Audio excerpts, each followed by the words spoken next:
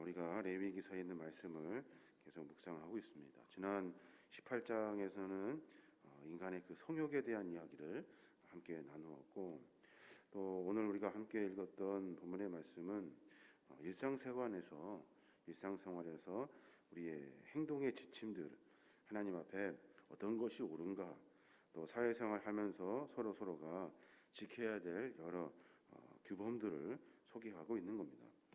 하나님과의 관계, 이 관계를 먼저 정리하고 그 다음에 이웃과의 관계를 정리하는 그런 이야기가 오늘 본문에 기록되어져 있는 겁니다. 특별히 하나님과의 관계의 여러 이야기에서 부모를 공경하라, 우상을 금하라, 희생 제사와 관련된 법규들을 쭉 소개하고 있고, 이웃과의 관계에서는 소외되고 약한 자들을 보호해줘라. 그리고 함부로 많은 것들을 취하려고 다 욕심부리지 말고 이삭 추수할 때 그 모투리의 것은 좀 남겨두고 다른 사람의 것을 훔치는 일이 없도록, 그리고 언행을 조심하고 약자를 보호하고 불법한 재판을 금지하고 또 험담하는 일, 그리고 이웃을 사랑하는 실천하는 일들, 그리고 노예와 인권을 보호할 수 있는 그런 삶을 살아라라고 지금 이야기하고 있는 겁니다. 19장의 전체적인 내용은 하나님을 어떻게 사랑할 것인가, 그리고 또 하나는 또 이웃을 내가 어떻게 사랑할 것인가라고 이야기하고 있는 겁니다. 이제 하나님과의 관계를 먼저 들여다볼 필요가 있는데, 하나님과의 어떻게 하면 하나님과 좋은 관계를 맺을 수 있는가? 그 첫 번째를 뭐라고 이야기하냐면 부모를 공경해라라고 말해요. 하나님을 어떻게 잘 섬길 수 있습니까? 라고 묻는 질문에 너의 부모에게 공경하라라고 말씀하고 있는 거예요. 3절에 보면 너희 각 사람은 부모를 경외하고, 이것을 첫 번째로 두었어요. 부모 공경에 대한 계명은 10계명의 5계명으로 이렇게 분류되어 있죠. 그리고 인간과 인간과의 관계의 첫 번째에 속해요.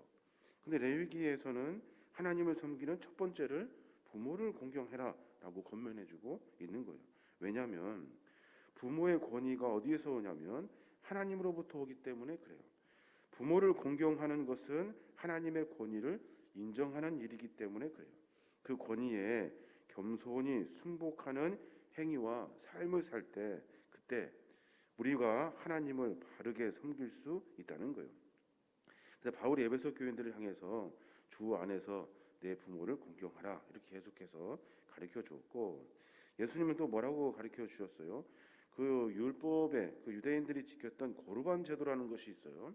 고르반 제도가 뭐냐면 부모님에게 어떤 것을 주고 싶지 않을 때, 그때 나 이거 하나님 앞에 드렸습니다 선포하면 줄 필요가 없다는 거예요. 그러니까 부모를 공경할 때 무언가 이렇게 드려야 되는데, 그리고 또 드려야 할 일들이 있을 때 많은 유대인들이 고르반을 행했다는 거예요. 이거 부모님 것이 아니라 하나님 겁니다 랐다는 거예요. 그렇게 하면서 부모 공경에 대한 아주 안 좋은 인식들, 생각들을 가지고 삶을 살았다는 거예요.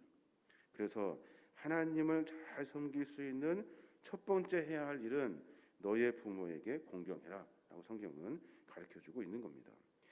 또 하나는 안식일을 지켜야 돼요. 3절에 보면 나의 안식일을 지키라, 나는 너희 하나님 여호와니라 라고 말해요. 안식일, 부모 공경이 하나님에 대한 간접적인 사랑의 표현이라면, 이 안식일은 하나님의 사랑을 표현하는 아주 직접적인 표현이에요. 우리는 주일 성수를 하면서 그 주일의 날에 하나님 앞에 예배하죠. 천지를 창조하신 하나님, 그 창조의 날을 기억하고 우리에게 휴식을 허락하신 하나님의 거룩한 은혜뿐만 아니라 나에게 긍휼의 은혜를 베풀어 주시는 그 하나님께 감사하며 예배하는 거예요. 또 그 날은 우리에게 앞으로 보장하실 하나님 나라를 예표하고 있는 거예요. 하나님의 안식을 미리 맛볼 수 있는 특권을 우리에게 주신 거예요. 그러니까 안식일을, 주일을 지켜야 한다라고 지금 명령하고 있는 겁니다. 또 하나는 뭘 금지하고 있습니까? 하나님과 우리의 관계에서 4절에 보니까 그렇게 말해요. 너희는 헛된 것들에게로 향하지 말며 너희를 위하여 신상을 부어 만들지 말라. 나는 너희 하나님 여호와이니라 라고 말해요. 하나님과의 관계에서 헛된 신상을 숭배하지 말아야 돼요. 성경이 종종 하나님을 신랑으로 이렇게 이야기하고 있고 우리를 신부로 비유하고 있어요. 이스라엘 백성에게 맺어진 거룩한 그 언약인데 이 혼인을 비유하고 있어요. 근데 이스라엘이 그 신부가 하나님을 버려버리고 신랑을 버려버리고 다른 남자와 행음하는 것, 이것이 용납이 되냐는 거예요. 하나님은 그렇게 비유적으로 말씀하시면서 하나님 아니고 다른 것을 섬기는 우상 숭배를 철저하게 금하고 있는 거예요. 10계명 중에 2계명에도 나 외 다른 신을 섬기지 말라 하셨고 3계명에도 하늘과 땅과 물에 있는 모든 피조물들의 신상을 만들거나 새기지 마라 라고 명령하고 있는 거예요. 모두가 다 하나님을 올바로 섬겨라. 하나님을 배신하지 말고 하나님을 내버려 두고 영적으로 행음하지 말아라 라고 명령하고 있는 거예요. 그래야 하나님은 잘 섬길 수 있다는 거예요. 또 하나 말하는 것이 뭐냐면 연락되는 예배를 드리라는 거예요. 5절에 보니까 그 말이에요. 너희는 화목 제물을 여호와께 드릴 때 기쁘게 받으시도록 드리고 라고 말해요. 하나님 앞에 예배할 때 기쁘게 받으시도록 예배하래요. 어떻게 하면 기쁘게 받으실 수 있을까요? 하나님 앞에 규례를 지키는 거예요. 법도를 지키고 하나님이 원하시는 명령을 지켜 행하는 거예요. 그때 우리의 예배가 하나님 앞에 올바르게 상납될 수 있다는 겁니다. 하나님 앞에 예배하는 것 그래서 더욱 중요해요. 형식적으로 하는 것들이 아니라 내가 하나님의 법규와 규례를 지키며 예배를 드려야 하는 거예요. 그 뒤에는 무슨 내용이 나옵니까? 사람과 사람과의 관계를 어떻게 완만하게 만들 것인가에 대한 이야기를 하고 있어요. 그 첫 번째를 뭐라고 이야기하냐면 자선에 힘써라 라고 말해요. 남을 돕는 일. 9절에 뭐라고 합니까? 너희가 너희 땅에서 곡식을 거둘 때 너는 밭 모퉁이까지 다 거두지 말고 내 떨어진 이삭도 줍지 말며 내 포도원의 열매를 다 따지 말며 내 포도원에 떨어진 열매도 줍지 말고 가난한 사람과 거류민을 위하여 버려두라 라고 명령해요. 이웃과의 관계에서 가장 중요한 것이 뭐냐면 배려라는 거예요. 배려. 이웃을 위해서, 어려운 사람들을 위해서 너가 지금 어떤 일을 하고 있느냐라고 묻고 있는 거예요. 그 일을 통해서 이웃과의 관계를 올바르게 맺어갈 수 있다는 겁니다. 배려하는 마음 굉장히 중요한 것 같아요. 또 하나 뭐라고 이야기하냐면 정직하래요. 정직. 이웃과의 관계에서 정직해야 된대요. 11절에 보면 너희는 도둑질하지 말며 속이지 말며 서로 거짓말하지 말며 너희는 내 이름으로 거짓 맹세함으로 네 하나님의 이름을 욕되게 하지 말라라고 명령해요. 당연한 말이죠. 거짓말과 도둑질, 남의 소유를 탈취하기 위해 거짓으로 증거를 하는 일들을 엄격하게 금하고 있는 거예요.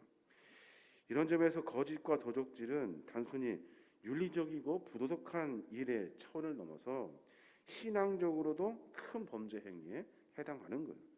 그러니까 그 거짓말이 도적질이 남의 소유를 탐하는 일들이 습관화되지 않도록 자기 자신을 정비해야 하는 겁니다. 또 하나 뭘 이야기합니까? 다른 사람의 정당한 이익을 옹호해 주어라, 보호해 주어라 라고 말해요. 정당한 이익이 뭐냐면 어떤 노동의 대가를 지불할 일이 있으면 아침까지 시간을 늦추지 말고 제 시간에 제때 주어라 라고 명령하고 있는 거예요. 13절에 그렇게 말해요. 너는 내 이웃을 억압하지 말며 착취하지 말며 품꾼의 삭을 아침까지 밤새도록 내게 두지 말며 이렇게 이야기하면서 여러 다른 이의 노동자들 그리고 노예들 그리고 노동하는 사람들의 정당한 이익을 보호해 주라라고 이야기하고 있는 거예요. 시간만 맞추는 것뿐만이 아니라 정당한 대우도 해주어야 한다고 성경은 분명하게 이야기하고 있는 거예요. 사람들을 보면 어떻게든 이익을 더 많이 챙기려고 남의 것을 움켜쥐고 자기 것인 양 이야기하고 있어요. 그러면 사람과 사람의 관계를 완만하게 이야기할 수 없다는 거예요.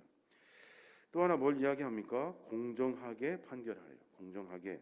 15절에 보면 너희는 재판할 때 불의를 행하지 말며 가난한 자의 편을 들지 말며 세력 있는 자라고 두둔하지 말고 공의로 사람을 재판할지며라고 말해요. 공의로 재판하라라고 명령하고 있어요. 누구 편들지 말고 공의로 공평하게 재판하라 명령하고 있어요. 요즘 뉴스를 보면 많은 일들이 공평하지가 않고 공정하지가 않아요. 이게 과연 정당한 일인지에 대한 고민이 들 만큼 누구에게는 이렇게, 누구에게는 이렇게 하는 이런 편법적인 법의 집행을 금지하라고 하나님은 명령하고 있는 거예요. 또 하나 마지막으로 사람과 사람의 관계를 이야기하면서 뭐라고 말씀하시냐면 18절에 보면 원수를 갚지 말아요.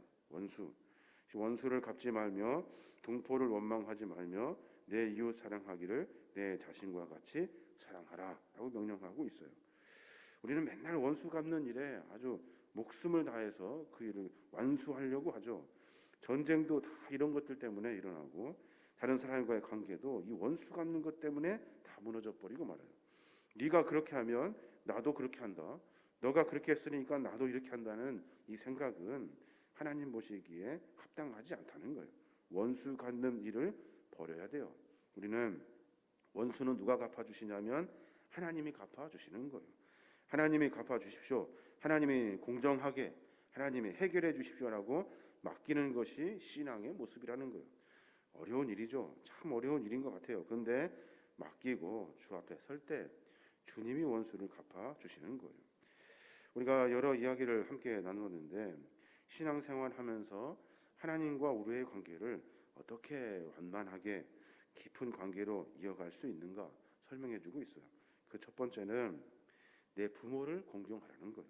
부모 공경을 통해서 하나님의 공경의 표본을 보여라라고 말씀하고 계시고 안식일을 지켜라.